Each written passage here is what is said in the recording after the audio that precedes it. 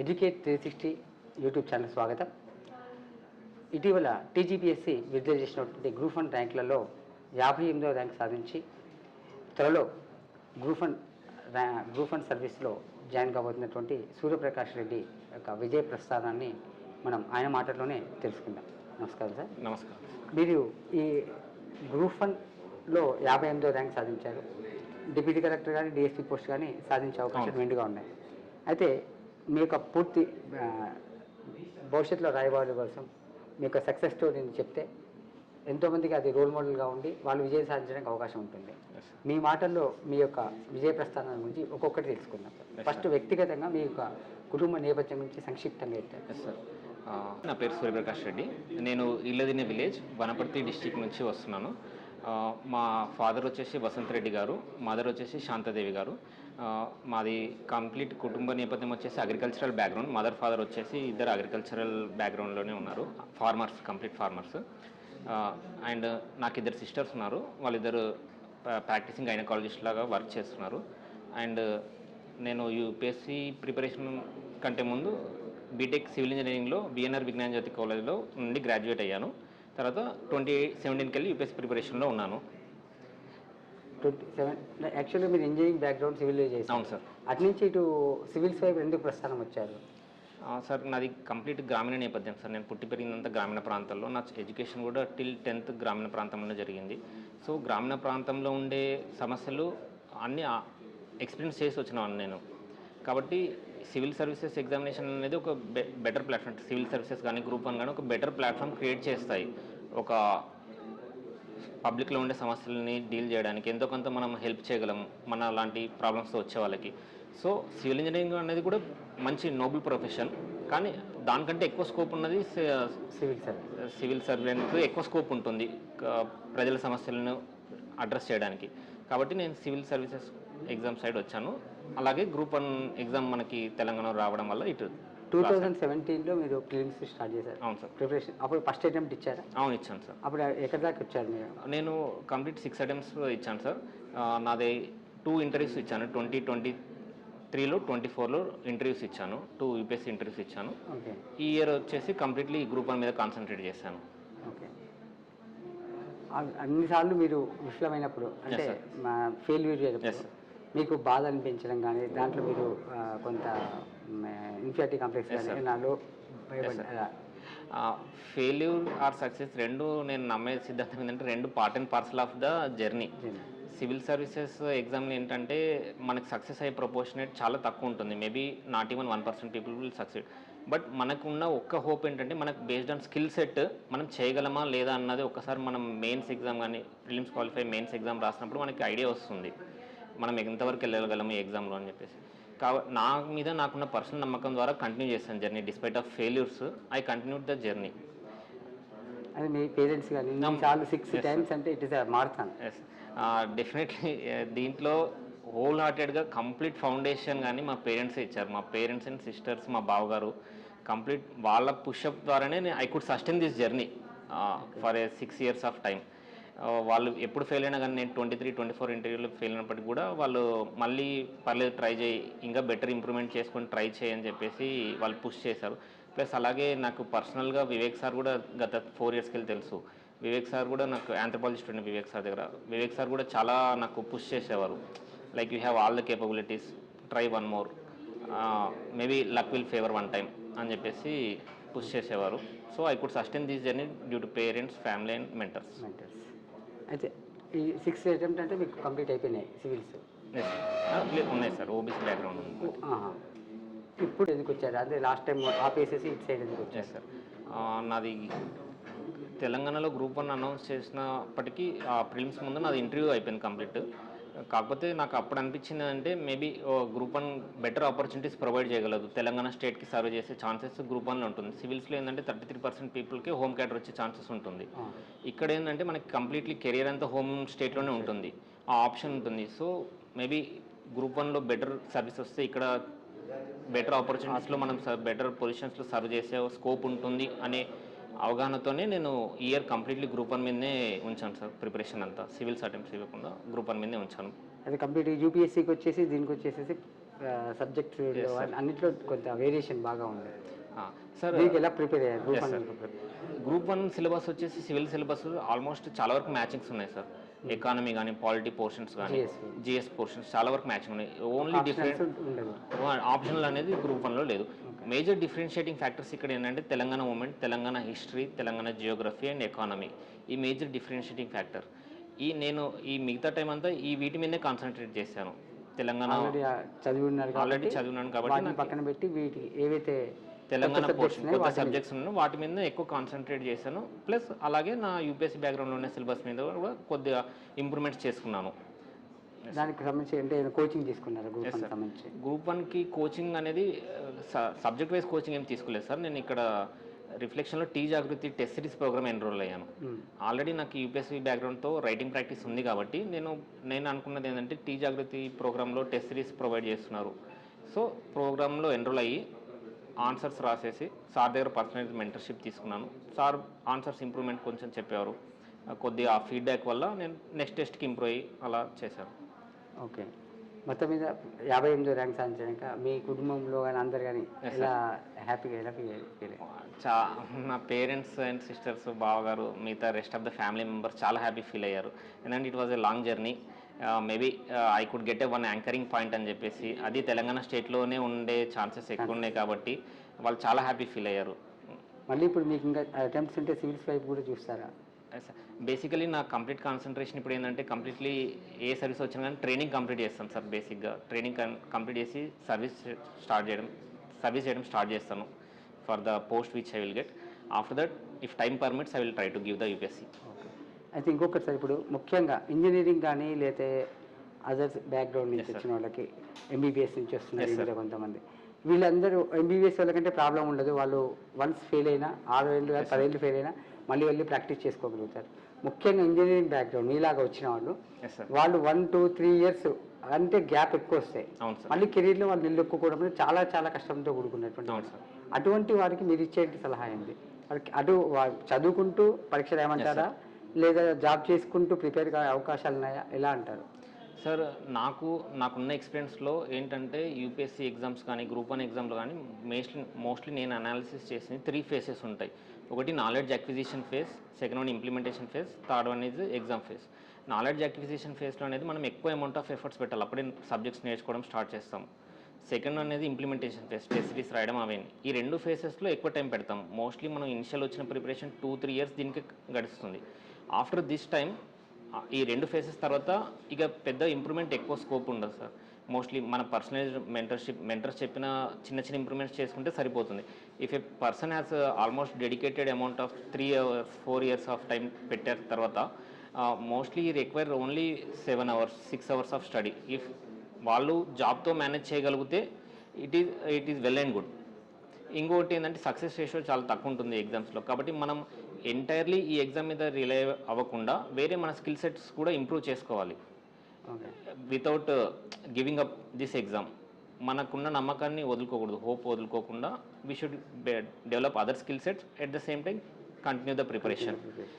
Once if you get an opportunity and if God favours us will definitely get through. కానీ ఎట్లయినా ఒకేసారి 2 పడవల మీద కాలు పెట్టినట్టే అయింది కదా. అవును సార్. జాబ్ చేసుకుంటూ ముఖ్యంగా సాఫ్ట్వేర్ సైడే ఉంటారు ఎక్కువ మంది, కోడ్ కూడా తక్కువ, కోడ్లో ఉన్నా కూడా ఫీల్డ్ మీదకి వెళ్ళాల్సి వస్తుంది. సివిల్గా ఎస్పెషల్లీ మీరు సివిల్ తీసుకుంటే కంప్లీట్ ఫీల్డ్ మీద ఉంటుంది. అవును సార్. అదే మెకానికల్ కూడా ఫీల్డ్ మీద వెళ్ళాల్సి వస్తుంది. అలాంటి వాళ్ళు ఈ ప్రస్థానంలోకి రావాలంటే ఎలా అంటారు? యాక్చువల్లీ మీరు చెప్పింది మంచి క్వశ్చన్. కాకపోతే అది 2 మేనేజ్ చేయడం అనేది చాలా difficult face sir. But not every family can support completely. ఎందుకంటే ఒక 25, 26, 27 ఇయర్స్ ఉన్న అబ్బాయి కంప్లీట్లీ ప్రిపరేషన్లో ఉండడం అనేది పేరెంట్స్ కూడా కొంతవరకు బర్డన్ అవుతుంది. వాళ్ళు మనకి ఎంత మన మీద ప్రేమతో చెప్పకపోయినప్పటికీ they can experience through it. ఇంకొకటి ఈ 5-6 ఏళ్ళు భరిస్తారు ఎన్నో ఒకటి. ఆ తర్వాత రాకుంటే ప్రశ్న. Yes sir. అదే ఈ ఎగ్జామ్స్లో సక్సెస్ రేషియో చాలా తక్కువ, లెస్ దెన్ 1% అనుకోవచ్చు. అలాంటప్పుడు we should not give all our efforts into one game. అంటే ప్రతి ఒక్కరికి ఒక స్కిల్ సెట్ ఉంటుంది సార్.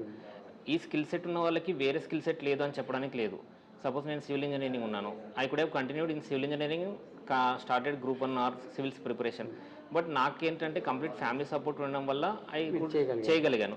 ఎవరైతే మేబీ పేరెంట్స్ ఇబ్బంది పడుతున్నారో, ఫైనాన్షియల్లీ కొద్దిగా సస్టైన్ అవ్వలేకపోతున్నాం అనుకున్న వాళ్ళు వన్స్ ఈ 3-4 ఇయర్స్ ఆఫ్ ప్రిపరేషన్లో ఫుల్లెస్ట్ ఎఫర్ట్స్ పెట్టేసి నాలెడ్జ్ కంప్లీట్ అక్వైర్ చేసి రెస్ట్ ఆఫ్ వేరే జాబ్స్ చూస్తూ మిగతా టైం ఎంత టైం పర్మిట్ అయితే అంత టైం షెడ్యూల్ చాలా ఇంపార్టెంట్ సార్. మనకు 4 అవర్స్ దొరుకుతుందా, 3 అవర్స్ దొరుకుతుందా, ఆ దొరికిన టైం 3 అవర్స్ షెడ్యూల్లో ఎలా ఫినిష్ చేసుకోగలం అనేది చాలా ఇంపార్టెంట్. అది ఫినిష్ చేయగలిగితే మేబీ బోత్ మేనేజ్ చేసే వాళ్ళు కూడా ఉన్నారు సార్. చాలామంది యూపీఎస్సీ ర్యాంకర్స్ విత్ జాబ్స్తో కూడా ఉన్నారు. మన ఇప్పుడు గ్రూప్ 1లో కూడా చాలామంది విత్ జాబ్స్తో కూడా ఉన్నారు. కాబట్టి వాళ్ళు చేయగలిగినప్పుడు మనం కూడా చేయగలం sir. It all requires will power అంతే. ఇప్పుడు రాయబోయే నెక్స్ట్ గ్రూప్ 1 కానీ సివిల్ సర్వీస్ కానీ రాయబోయే విద్యార్థులు మీరు ఇచ్చే సూచనలు సలహాలు? మోస్ట్లీ నేను చెప్పగలిగేది be honest to your preparation. మనము ఏదైతే ఇంటెన్షన్తో వస్తున్నామో, మనకి ఏదైతే సర్వీస్ ఓరియంటేషన్ మైండ్ సెట్తో వస్తున్నామో అదే మనల్ని డ్రైవ్ చేసే ఫ్యాక్టర్. ఎందుకంటే చాలా అప్స్ అండ్ లోస్ ఉంటాయి ప్రిపరేషన్ ఫేజ్లో. అంటే ఎగ్జామ్ ప్రాసెసే 1 ఇయర్ ఉంటుంది ఆల్మోస్ట్. ఈ అప్స్ అండ్ లోస్ మేనేజ్ చేయడానికి మనకు చేయగలిగే ఒకే ఒక ఫ్యూయల్ మన బేసిక్ ఇంటెన్షన్, మన విల్ పవర్. మనం ఏదైతే ఇంటెన్షన్తో ఈ ఫీల్డ్కి వస్తున్నామో అది మాత్రం లూజ్ అవ్వకుండా సస్టైన్ అవ్వడం ఇంపార్టెంట్. అది ఎప్పటికీ మనకు గుర్తుండాలి, మనం ఎందుకు వచ్చాము ఈ ప్రిపరేషన్కి అనేది గుర్తుండాలి. అది మేజర్ ఫ్యాక్టర్. తర్వాత వచ్చేసి మనకి ఎక్కడైనా మిస్టేక్స్ ఉంటే ఆ మిస్టేక్స్ అనేది మన సీనియర్స్తో కానీ, మన ఫ్రెండ్స్తో కానీ, క్లియర్ చేసిన వాళ్ళతో కానీ, లేకపోతే పర్సనల్ మెంటర్స్తో కానీ డిస్కస్ చేయడం అనేది చాలా ఇంపార్టెంట్. వీళ్ళంతా ఏంటంటే మనకి ఒక నౌకాలో కంపాస్ లాగా మనం రైట్ డైరెక్షన్ వెళ్తున్నామా, రాంగ్ డైరెక్షన్ వెళ్తున్నామా చెప్పగలిగేది వాళ్ళు. మన పర్స్పెక్టివ్లో మనం ఎప్పుడు రైటే అనుకుంటాం. మిగతా థర్డ్ పర్స్పెక్టివ్ వచ్చినప్పుడే మనకు తెలుస్తుంది. అది కరెక్ట్ మెంటర్ కానీ, కరెక్ట్ ఫ్రెండ్ రూపంలో ఉన్న వాళ్ళు కానీ అది వాళ్ళు మనకు చెప్పగలరు. ఇక్కడ మిస్టేక్స్ చేస్తున్నాం, మేబీ ఇక్కడ ఇంప్రూవ్మెంట్ చేసుకుంటే ఇంకా బెటర్ స్కోప్ ఉంటుంది క్లియర్ చేయడానికి అని చెప్పేసి. So try to find good friends, good aspirants who are accompanying in the preparation. Second one is try to find good teachers. ఎవరైతే మీకు హానెస్ట్గా ఎక్స్పెక్ట్ చేసే మీ తప్పులు చెప్పే వాళ్ళ టీచర్స్ చాలా ఇంపార్టెంట్. అలాంటి వాళ్ళని ఐడెంటిఫై చేసి వాళ్ళతో ఫాలో అప్ అవ్వడం చాలా ఇంపార్టెంట్.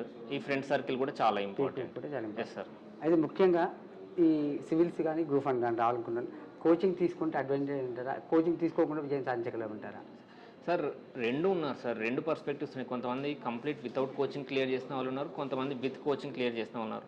కాబట్టి మనం ఇక్కడ సపోజ్ వితౌట్ కోచింగ్ ఉన్నప్పుడు కాస్త ఇబ్బంది అవుతుంది. అంటే నాలెడ్జ్ అక్విజిషన్ ఫేస్లో ఎక్కువ అమౌంట్ ఆఫ్ ఎఫర్ట్స్ మనం ఇండివిజువల్గా పెట్టాల్సి వస్తుంది.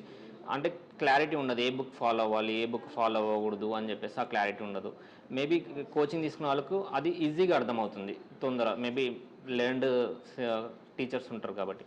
సో కోచింగ్ తీసుకోవాలా లేదా అన్నది ఇండివిజువల్ డిఫరెన్షియేషన్. మీరు కొన్ని రోజులు చదవండి, సపోజ్ లెటర్స్ సే 1 మంత్. ఆ 1 మంత్ చదువుతున్నప్పుడు మీకు ఈజీగా సబ్జెక్ట్ అర్థమవుతుంది.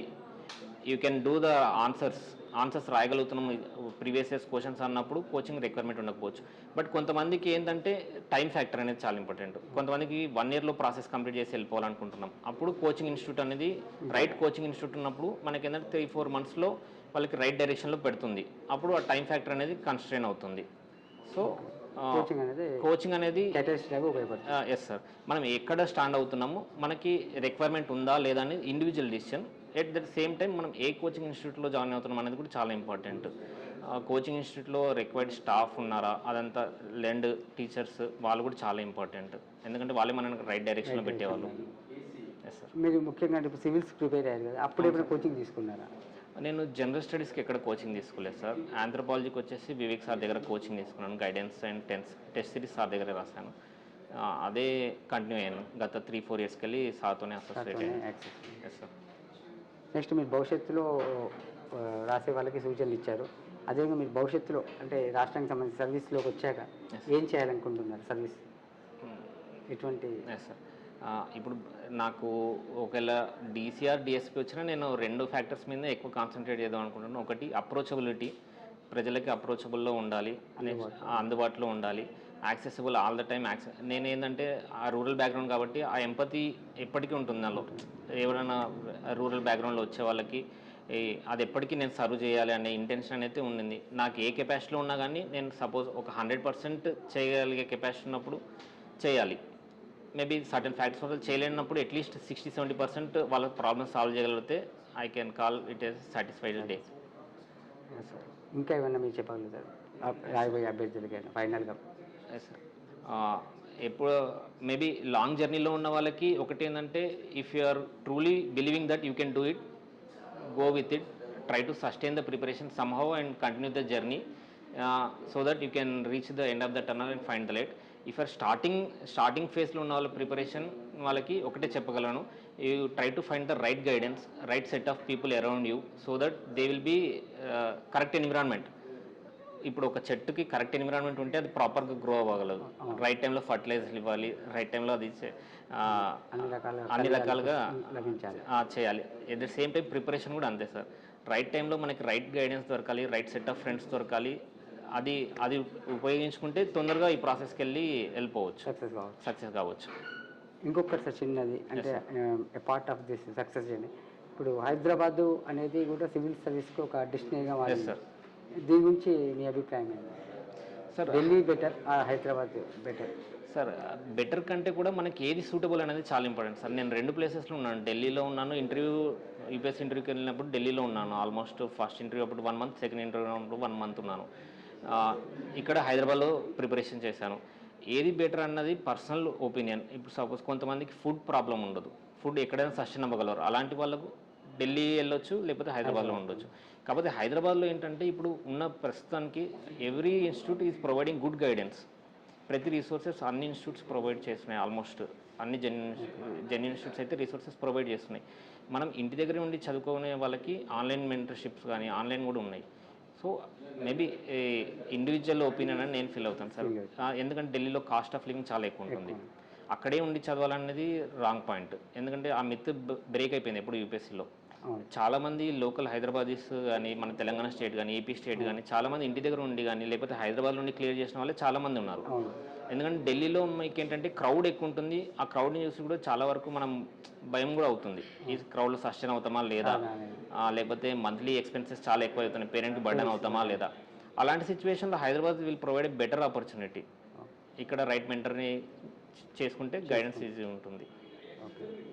ఈ విధంగా తన సివిల్స్ ప్రస్థానంలో సుదీర్ఘమైన సివిల్స్ ప్రస్థానం అనుభవంతో మొదటిసారి గ్రూప్ 1లో చక్కటి ర్యాంక్ సాధించి డీసీ లేదా డిఎస్పీ జాబ్ సంపాదించబోతున్నాడు. అభ్యర్థులకు తన వంతుగా తను చెప్పే ఒక సలహా ఏంటంటే, ముఖ్యంగా ఏ ఇంటెన్షన్తో అయితే మనం ప్రిపరేషన్ స్టార్ట్ చేసామో అది డే 1 నుంచి డే ఎండ్ వరకు కూడా అదే ఇంటెన్షన్తో ఉంటే మీరు తప్పకుండా సక్సెస్ సాధిస్తారని సూర్యప్రకాష్ మనకు తెలియజేస్తున్నాడు. Thank you sir. ధన్యవాదాలు. వాళ్ళు ఎదురు చూస్తున్నారు.